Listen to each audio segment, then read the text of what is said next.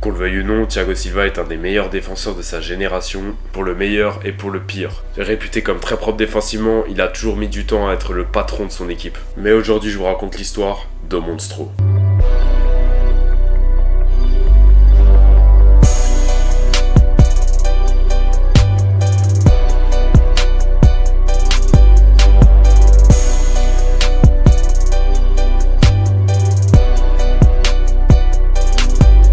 Thiago Silva est né le 22 septembre 1984 à Rio de Janeiro. Le Brésilien a passé une partie de son enfance à Santa Cruz, dans la pauvreté. Plutôt timide et introverti, il a quand même réussi à s'imposer dans toutes les équipes auxquelles il a joué. À l'âge de 14 ans, il se fait repérer par Fluminense. Au final, il signera son premier contrat pro au Pedra Branca Football Club, un club au Brésil pour lequel il va signer en 2002. Il restera seulement un an pour faire ses valises au Juventude, un autre club brésilien. Mais c'est en 2005 que Thiago Silva rejoindra l'Europe avec le FC Porto. Au Monstro attendra toujours de se faire rappeler en équipe première, mais il ne sera jamais appelé. À seulement 20 ans, reconnu comme très prometteur, il est jugé trop juste physiquement pour jouer avec l'équipe première. Il finit par s'engager au Dynamo Moscou en Russie, mais c'est là-bas qu'il va vivre un véritable enfer. Ayant des problèmes respiratoires depuis un moment, les médecins du club lui diagnostiquent la tuberculose. Pendant 6 mois, il sera interné, isolé dans un hôpital. Thiago a vécu la pire période de sa vie et passera à 2 doigts de la mort. Mais pour ce retour en forme, Silva doit trouver un club. Il enchaîne les essais, mais il se fait refuser à chaque fois, notamment à Flamengo. Mais c'est finalement au club où il a commencé sa formation, Fluminense, où le club proposera un contrat. Il s'imposera rapidement comme titulaire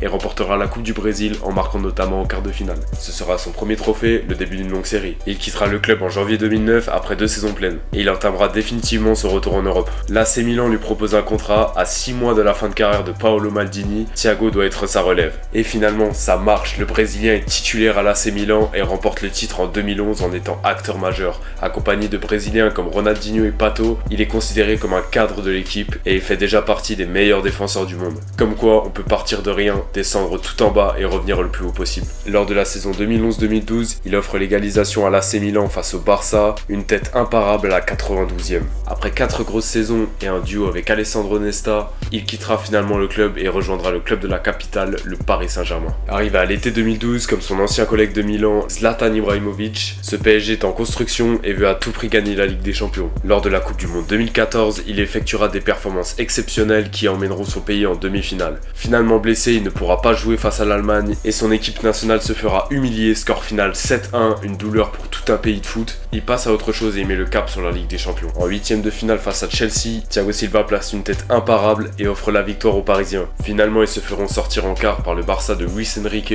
En 2017, bis repetita face à Manchester City, élimination en quart. Et en 2017, le PSG bat enfin le Barça en Ligue des Champions avec le score de 4-0.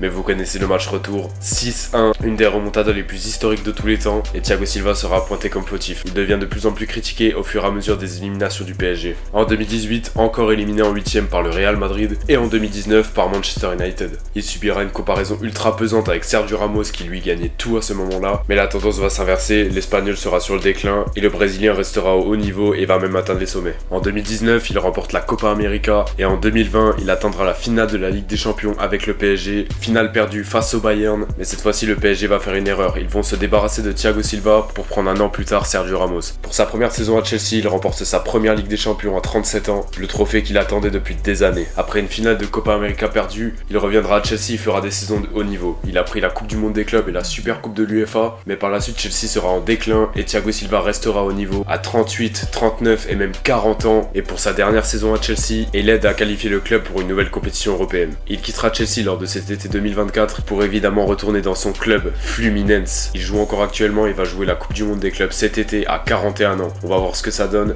mais en tout cas c'est exceptionnel, il entame sa 23e année de carrière. Un bilan total de 31 trophées, une Coupe du Brésil, une Serie A, une Super Coupe d'Italie, 7 championnats de France, 5 Coupes de France, 6 Coupes de la Ligue, 5 trophées des champions, une Ligue des champions, une Super Coupe de l'UEFA, une Coupe du Monde des clubs, une Copa América et une Coupe des Confédérations. Il a également remporté la médaille de bronze aux Jeux Olympiques en 2008 et la médaille d'argent en 2012. Et on espère évidemment qu'il remporte un dernier trophée avec Fluminense, qu'il fasse un beau parcours en Coupe du Monde des clubs avec le nouveau format, avec beaucoup d'équipes européennes. Il a encore un contrat jusqu'en 2026, donc une retraite bien méritée, peut-être à 42 ans. Malgré sa discrétion, il est devenu un véritable leader sur le terrain. Sa persévérance fait qu'il est impossible à détester. On peut lui reprocher beaucoup de choses, mais c'est une icône du football et une légende au poste de défenseur central. Delícia, assim você me mata. ai, se eu te pego, ai, ai.